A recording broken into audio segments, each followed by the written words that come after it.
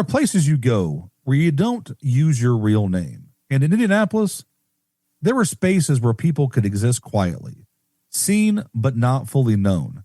Conversation stayed surface level, questions went unasked, and that was part of what made it feel safe. Because in a world like that, disappearing doesn't always raise alarm.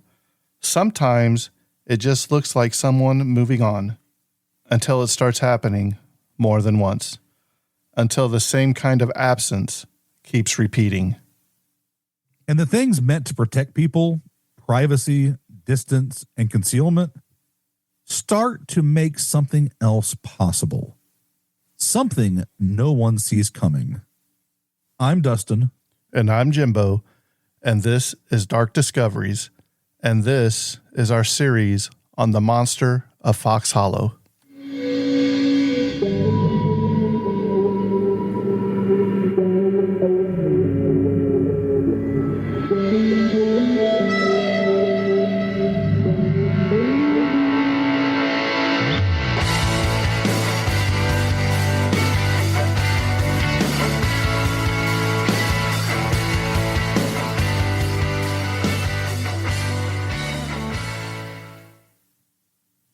Before we kick this episode off, I think it's important to set the stage of what we're talking about.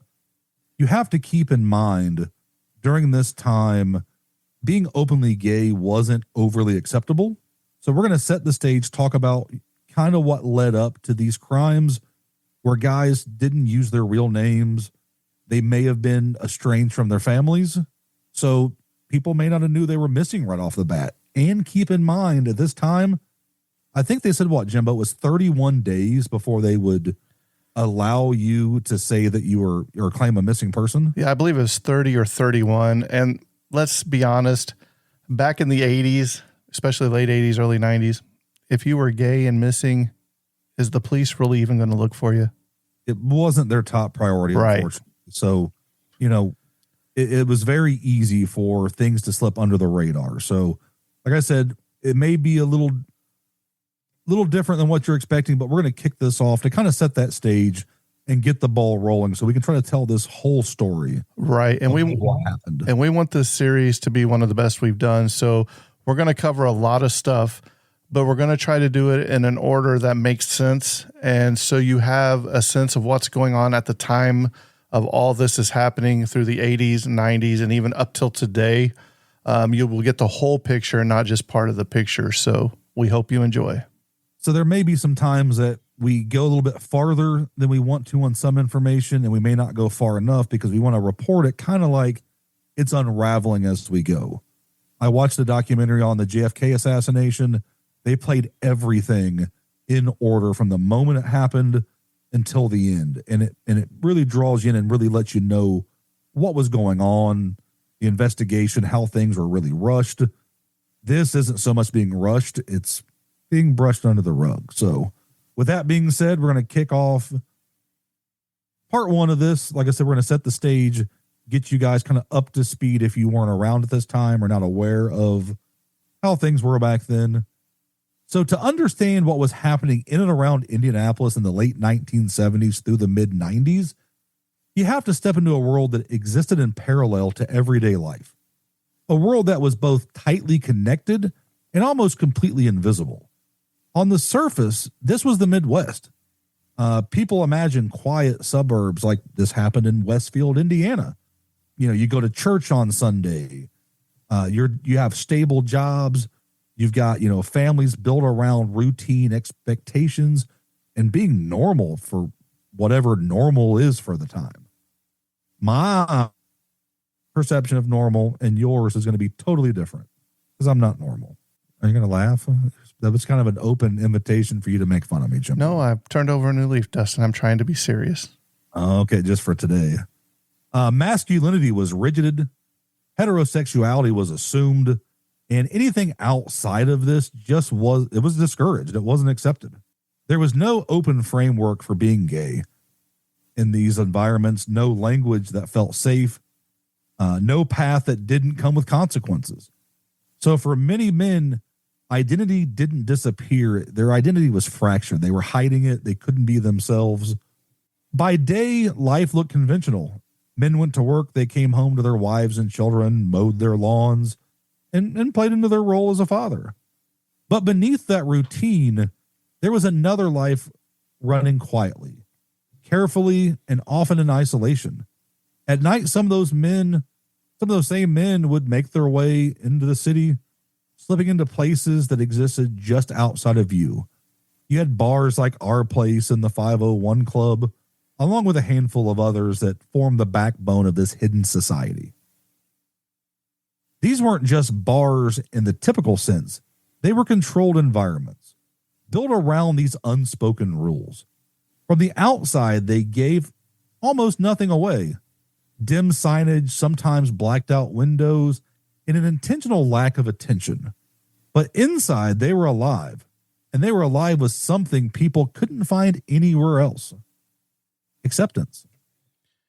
Even there, though, nothing is as ever simple as one appears. You didn't walk in and immediately belong. You sit back, you watched, you learned. Eye contact was a language.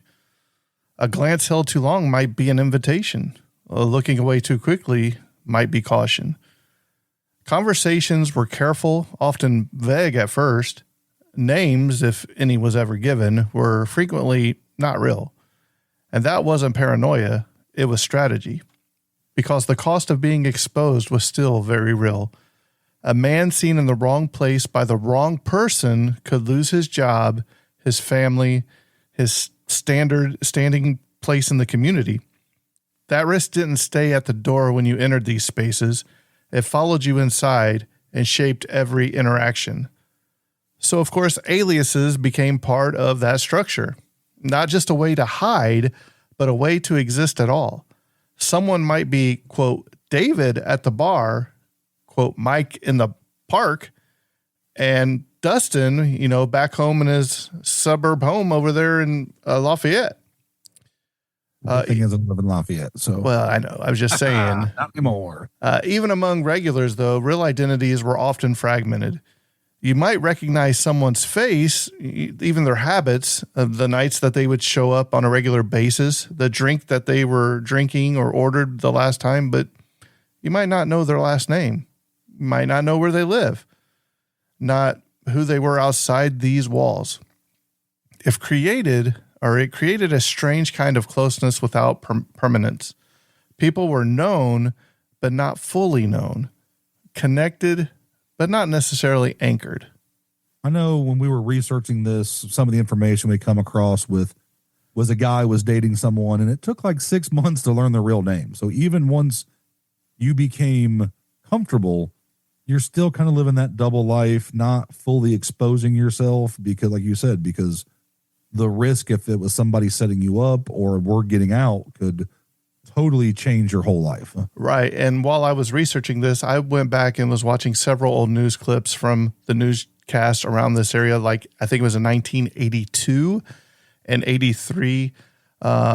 There were no really homosexual rights. Gays and lesbians didn't have the protection that they have now. So if you were to come out or be snitched on at work for being gay, then you probably had the fear of being fired.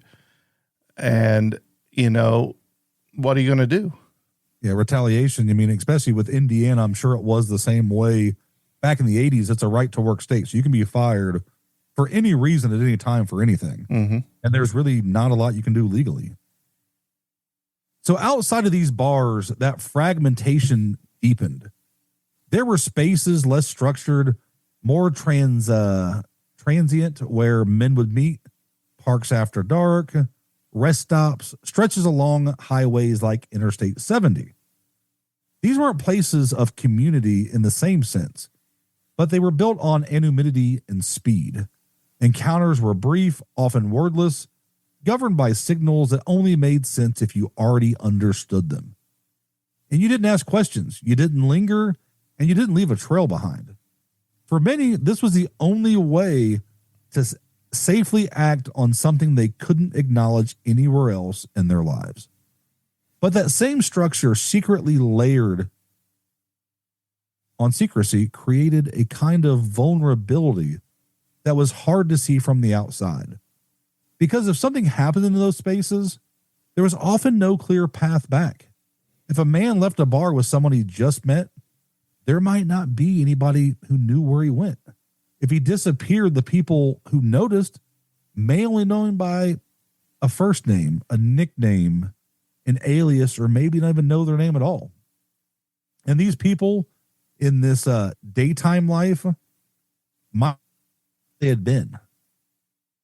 Overlay all of this with the reality of law enforcement at the time, and the picture becomes even more complicated. For decades, interactions between police and gay men have been shaped by suspicion, controls, raids, arrest, and entrapment.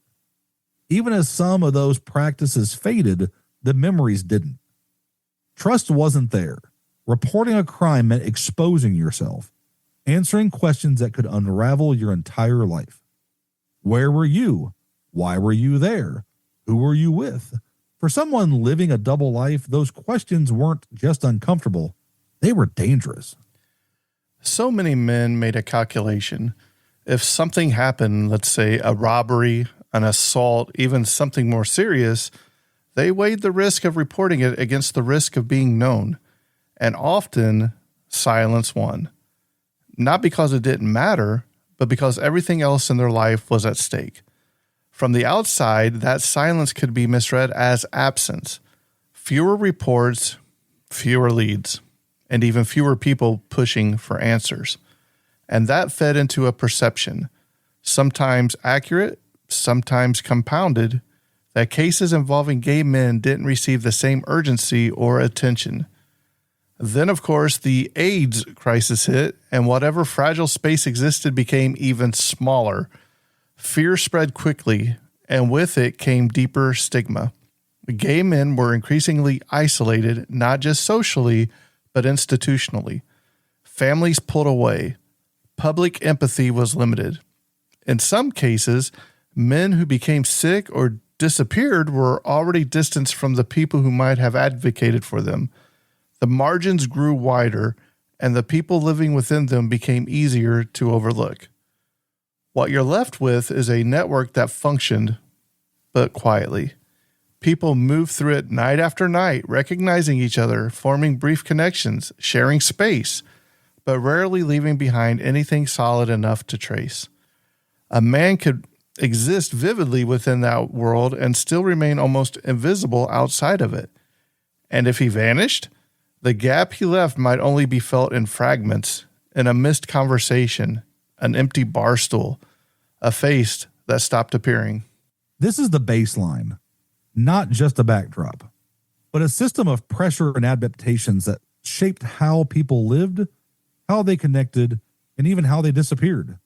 A world where identity had to be split to survive, where trust was cautious and incomplete, and where structures meant to protect people didn't always make them feel safe to turn to. In a world like this, someone paying attention, someone willing to move within it, they learn its patterns, they understand its silences, and would also understand just how easy it could be for somebody to slip through the cracks and never be fully accounted for. As the 1980s moved forward, the rhythm of the city didn't change on the surface. Downtown Indianapolis still hums the same way at night.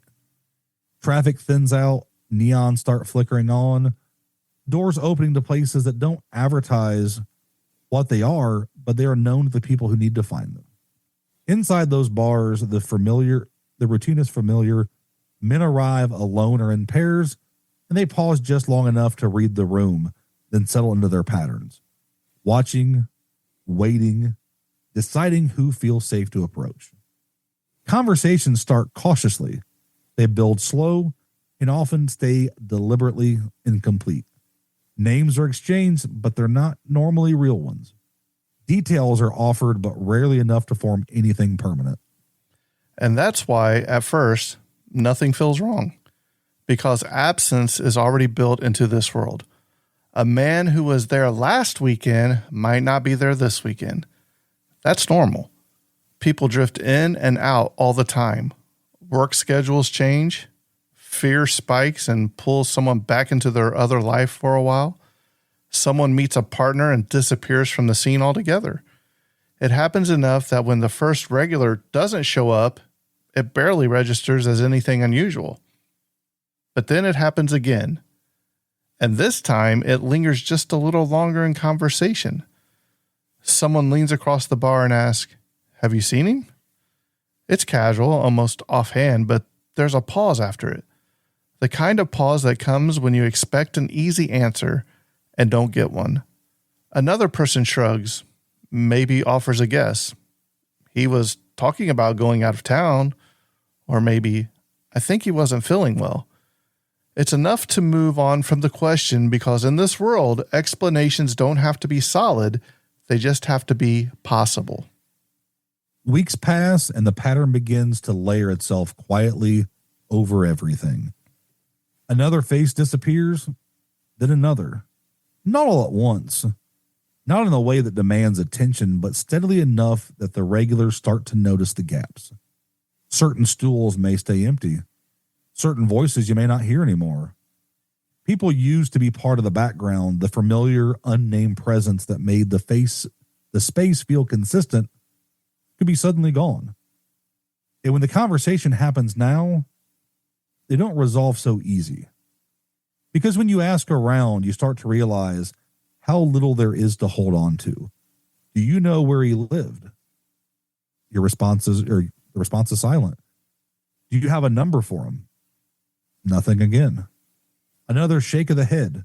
Maybe somebody knows the first name. Maybe somebody remembers what kind of car they drove.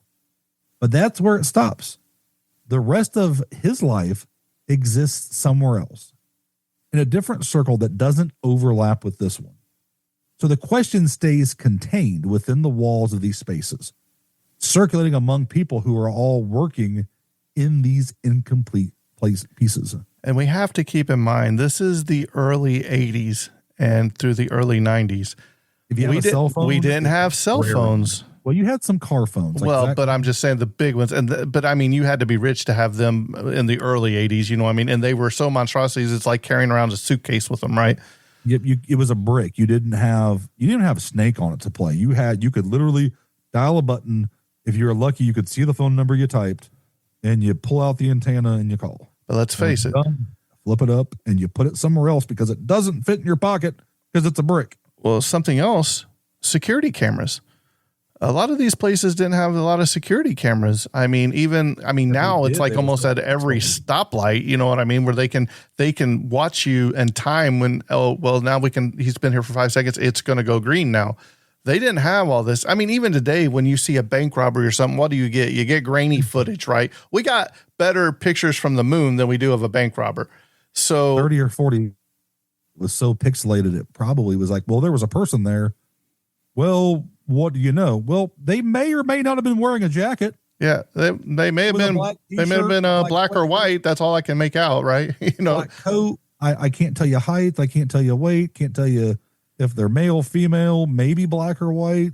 Right. Wait, we don't know. Yep.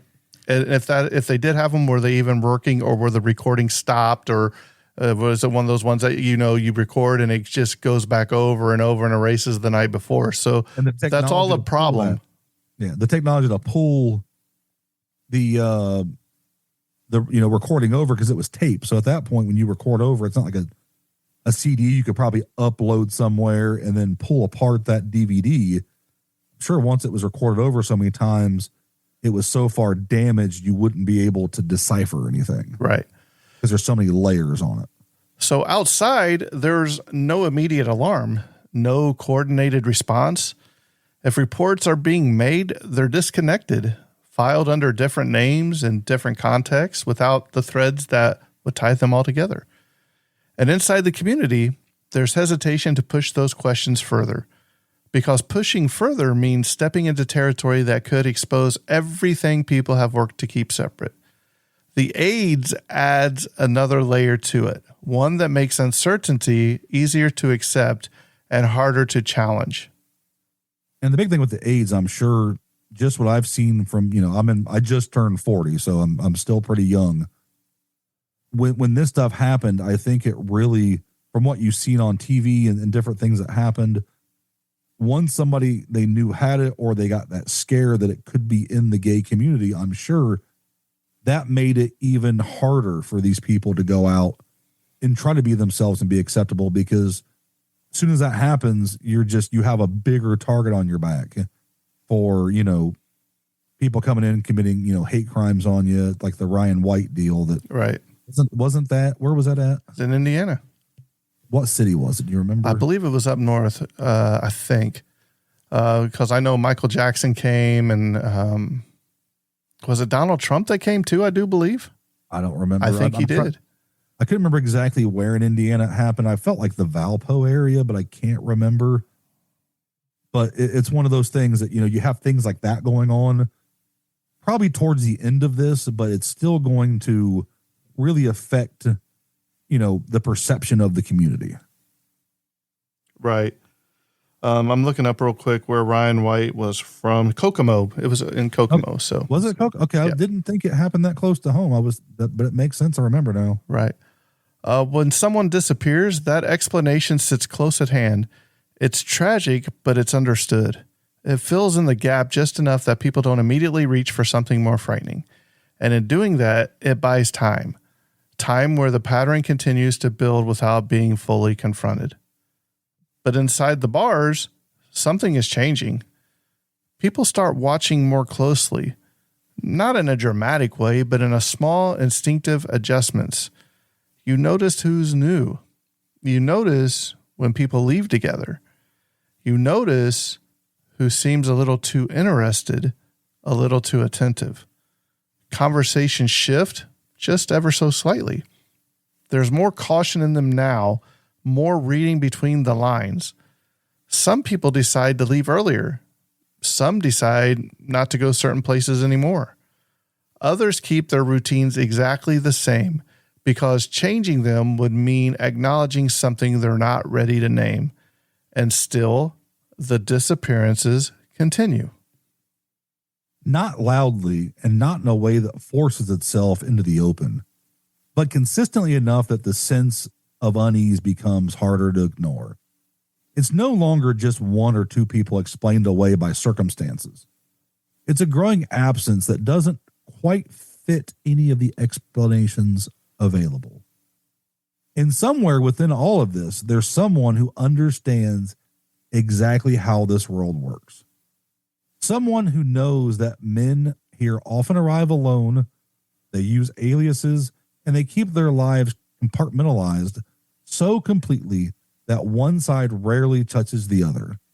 Someone who knows that if a man leaves this space and doesn't come back, there may not be an immediate alarm to set. That the system, the social institutions, and everything around it is slow to connect the dots. And when the dots themselves are incomplete. So the pattern continues to build quietly, almost patiently. A man leaves one night and doesn't return. Then another. Then another. And the question starts to take shape, not spoken outright, but felt in the spaces between conversations, and the way people look at each other a second longer than they used to. How many people can disappear from the same places before it stops being a coincidence? And if it's not coincidence, if there is something or someone behind it, how long has it already been happening without anyone fully seeing it? So, Dustin, I think this is where we're going to close this episode because we've set the foundation of what was happening, the men that were going missing, with no real answers, no real help from law enforcement, aliases being used. So basically, even if you were reported missing, let's say you were one of these guys at the bar and you call the police and say, "Hey, Mike's missing." Well, what's his last name? I don't know. Well, where's he live? I don't know. Well, what's his phone number? I don't know. So the police are probably like, "We can't help you." They're afraid to report it. So let's just say, for an example, you're estranged from your family. You know, you may come out, they have suspicions. You feel like you can't really be yourself around your family, so you distance yourself. And, you know, your parents or your brothers or your sisters, which in this story, you know, when we looked at this, all these people are talked about being really like the light of the room and, you know, the family members that people wanted to be around. So that's not always the case, but if it takes 30 to 31 days, the people at the bar are probably not the ones reporting you yet that you're missing because they don't want to expose themselves. Your family may take, I've not seen them for 2-3 weeks or a month. You could be gone a minimum a month or two before anybody knows that you're really gone. But then you have to think back. Now it's been a month, man. What do I remember from that night? Who was you with? What can I remember? Has that person I think showed up? Or are they going to a different bar? Or what about, Mike, we'll just use the name Mike. Mike can only come every other week because his wife is working at that time.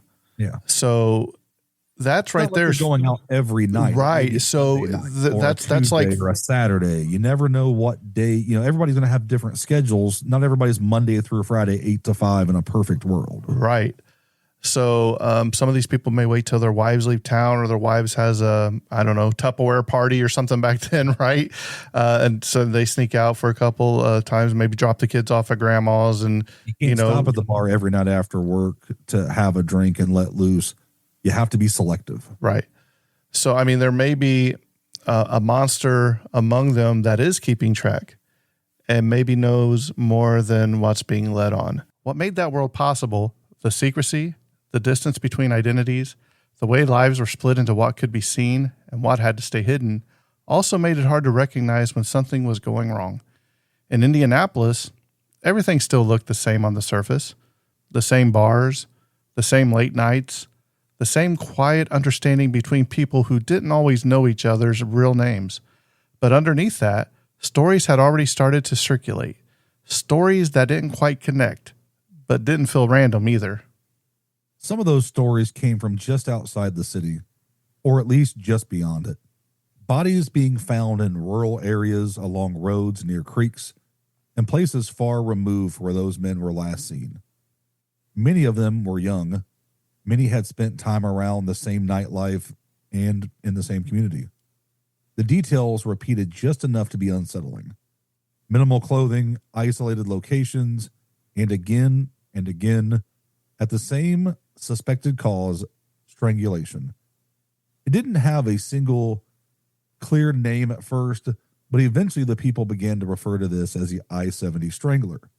Even then, it felt distant to some, something real but not fully understood, and not clearly tied to every disappearance people were starting to notice closer to home. Because inside the city, something else was happening. Men weren't just being found, they were vanishing. At first, it followed the same quiet pattern as before. One person missing, then another, each absent explained away the best it could. By 1993, the frequency began to change, and the timeline begins to tighten in a way that became too hard to ignore. On May 28th, 1993, Johnny Lee, or Johnny as he was known, a buyer, age 20, is last seen. He moves through the same spaces others do, part of that nighttime rhythm where people come and go without leaving much behind. There's nothing about that night that stands out at the time. It ends the way so many other nights do, with him leaving. After that, there's nothing. Just over a month later, on July 6, 1993, another man, Jeffrey Allen Jones, age 31, he goes missing. A different life, a different age, but the same connection to the same environment. Again, there's no clear moment where anything shifts. No warning, just a last known point, and then absolute silence. By the end of that same month, July 31st, 1993, it happens again. Richard Douglas Hamilton Jr., age 20, went missing.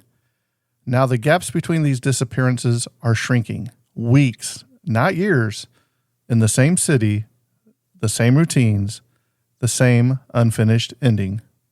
And then came August 6th, 1993. Alan Lee Livingston, age 27, went missing, and so did Manuel Resendez, Resendez. Got to get my spelling in. Age 34, last seen at a gay bar in downtown Indianapolis on August 6th, 1993 as well. The same date that Livingston disappeared. That alone was already fit the pattern that had been building. But what makes this moment different is he isn't the only one. The same night, another man, 34 years old, is last seen at a gay bar in downtown Indy. Two men, the same date, the same city, both moving through the same space. Both gone. The overlap lingers in a way that earlier cases didn't. It was no longer just repetition. It was Convenience? Convenient. The disappearances continue into 1994, and by now the pattern feels heavier, even if it's still not fully defined. Sometime after March 1994, Daniel Thomas Halloran, aged 21 or 22, vanishes. The details around his last moments aren't as clearly fixed, but the outcome is still the same. He's there, part of that world people recognize, and then he's not. On April 1st, 1994, Stephen Sperlin Hale, age 28, was last seen. Again, the same structure holds a normal routine, an ordinary day or night, and then a point where everything stops being visible. 2 months later, on June 6, 1994, Alan Wayne Brassard, age 28, disappears. By now, the dates themselves begin to feel like markers, each one adding to a timeline that's forming whether anyone officially connects it or not. On July 22nd, 1994, Roger Allen Goodlett, age 33, disappears. Each story still exists on its own, but together they're starting to stack in a way that's impossible to ignore, at least for the people paying close attention. Different backgrounds, different lives, but the same final moment. Last seen and then gone without a trace. By 1995, the pattern hasn't stopped. On March 31st, 1995, Michael Frederick, or Mike Kieran, age 45, is last seen. Older than many of the others, in a different place in life, but the ending is still unchanged. A final confirmed sighting, and then nothing after that. When you step back and look at all of this in order, something begins to take shape. Not clearly, not officially, but it's enough to feel. These men are disappearing from the same city within a relatively short time span, often connected in some way to the same nightlife. Some are last seen leaving, some are last seen at the bars, some are last seen with no clear identification of what is going to come next at all. And threaded through all of this, throughout these earlier cases, the ones tied to the I-70 Strangler where men just weren't disappearing, but they were found miles away in conditions that echo the same quiet violence. Now, by the mid-1990s, those two threads don't feel separate anymore. They feel like they could be part of something larger inside the community that doesn't realize, or the realization doesn't arrive all at once. It slowly starts to build in conversations and memories, in the growing number of names of people they can recall, but they can't place anymore. Because this isn't just one disappearance. It's two, and then three, and then four, and so on. It's a line of lives stretching across years, all ending in the same unfinished way. Seen, leaving, then gone. And the questions that's been building quietly, persistently, can't be held back much longer. How many men have disappeared following this exact path? And more importantly, where have they all gone? Because whatever is happening, it isn't random. It isn't isolated. It's happening again and again and again. By the early 1990s, something that had only existed in fragments, quiet conversation, missing faces, unanswered questions, began to draw the attention of law enforcement. Investigators in Indianapolis started to look more closely at the disappearance of men who seemed to share similar traits, similar routines, and similar last known movements. What had once been scattered stories were starting to resemble something more structured, even if no one could fully define it yet. Then, in 1994, a new piece of information surfaced, something that didn't come from a report or a pattern, but from a person who had lived through it. In 1994, they were contacted by a man named Tony Harris, who claimed that a gay bar patron calling himself, quote, Brian Smart, had likely killed Harris's friend, Roger Goodlett. Harris's suspicion was based on his own encounter with Smart, who had attempted to kill him with a pull hose during an erotic asphyxiation session inside his mansion after he had met him at the 501 Club, an Indianapolis gay bar. His suspicion wasn't based on rumor. It was based on an experience that had nearly ended his own life. What started as a routine meeting, the kind that happened every night in these same tight-knit circles, turned into something entirely different. Something controlled, calculated, and deliberate. He managed to survive, to leave, to carry that memory along with him. At first, it was just his word. One story among many. But then sometime later, he saw the same man again. This time, he didn't approach him. He followed from a distance, watching, waiting, and eventually capturing something concrete. A license plate number. For the first time, something that had lived in the shadows, stories, patterns, instincts, was beginning to take a more tangible form. And with that, the question wasn't whether these disappearances were connected anymore. It was who was behind them. Well, Dustin, I think this is where we're going to end the first episode of our Monster of Fox Hollow series. This has been a lot of information because we were trying to set the background of what was happening in Indianapolis at the time and start touching on the disappearances of some of these men. There is a lot more information, details, and definitely questions that we will still be covering. And also some questions that we're still going to have because we still don't know to this day. Tons of questions. But like, we're trying to kind of lay this out. If you were hearing about this for the first time, we could go in and just go right into the main person of interest in this. But what fun's that? That's kind of how everybody does this. So we're going to set the stage. We're end of Act 1. And now we're going to go into Act 2. And we're going to really get into the story, get into the people involved. And, hopefully by the end of this, we're going to have a more educated idea of what really happened, who was involved, how things came out. And if you don't know nothing about this case, you need to tune in next week and the week after, because buckle up. It gets crazy. This is a lot of stuff. We're trying to keep this as professional as we can. We're not trying to take a whole lot of liberty on our opinions because we'll give them at some point, but there's just so much to unpack.